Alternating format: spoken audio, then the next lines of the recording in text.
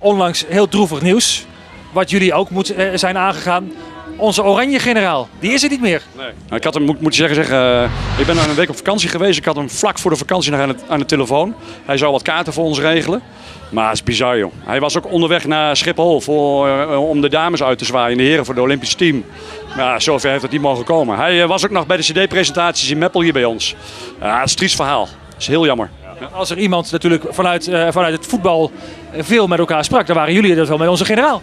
Nou, we hebben hem een week van tevoren nog gesproken en hij wou ook naar onze theatershow komen. En het was een man die helemaal voor het oranje ging. En misschien wel eens een beetje te, maar die passie was zo groot van hem. En ik vind het wel weer mooi dat mensen zo in een passie op kunnen gaan. En dat was hij enorm. En we kennen hem ook al heel wat jaren. Eigenlijk al dat zijn pet nog niet eens oranje was. Hè? Dus dat is wel bijzonder. Zullen we nog één keer teruggaan naar die EK-clip als eerbetoon vanuit de Dikdakkers? Ja, lijkt me een heel goed plan. En 23 september, het jubileumshow in de Ochterop, hè? Niet vergeten.